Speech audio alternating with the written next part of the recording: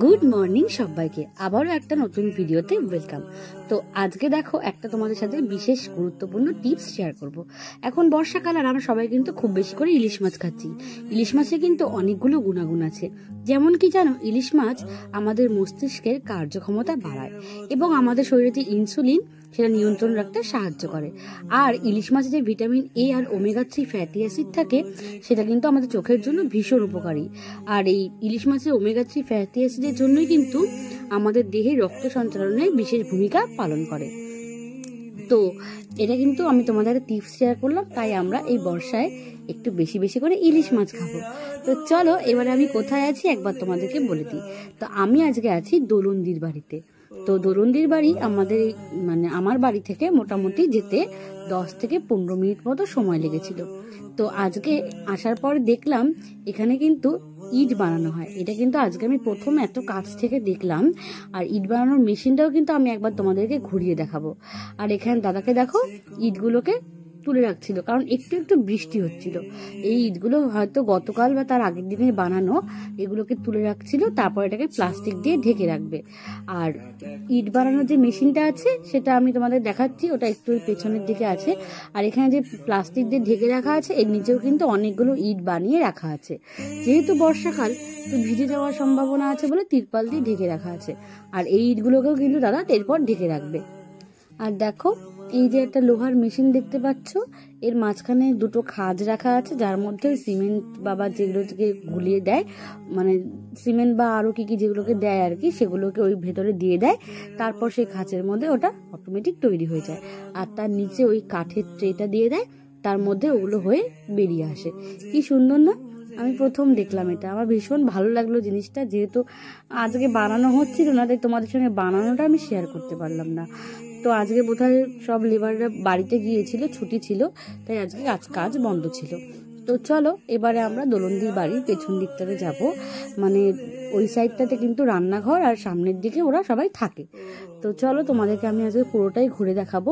আমরা কিন্তু আজকে এখানে হঠাৎ করে এসেছিলাম, মানে আমাদের কিন্তু আগে থেকে কোনো সেরকম প্ল্যান ছিল না যে আসবো। বিয়ের পর থেকে অনেকদিন থেকেই ভাবছিলাম যে আসবো আসবো আসবো। তো দিদির একটা শাড়ি ছিল, শাড়িটা দিতে আসার কথা ছিল, তো আমরা আসতেই পারছিলাম না, সময় হয়ে উঠছিল না ঠিকঠাক মতো করে। তো চলো, এই পিসি কিন্তু চোখ অপারেশন করেছে, পিসিকে দেখতেও আসা দরকার ছিল। তো এক কাজে আমরা দু কাজ করে নিলাম, শাড়িটাও দিদিকে দিয়ে দিলাম আর পিসিকেও একবার দেখেও নিলাম। এখন পিসি ঠিকই আছে। তো চলো এবার দোলনদিতে পেছনের দিক থেকে যাওয়া যায়। এত সুন্দর লাগছিল, আমার বাড়িটা খুব ভালো লাগছিল।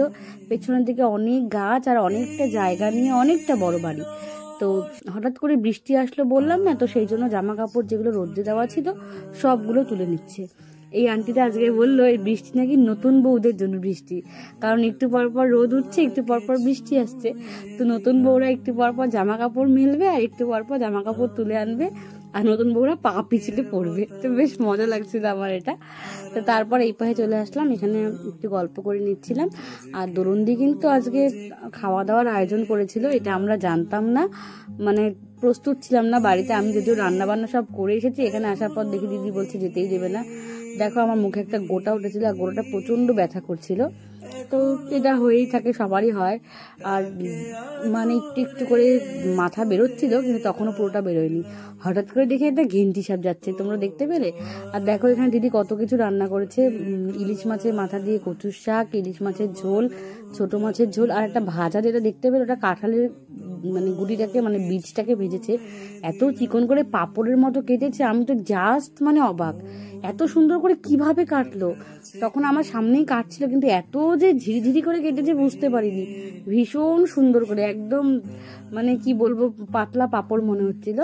সব কটা রান্না ভীষণ ভালো হয়েছিল।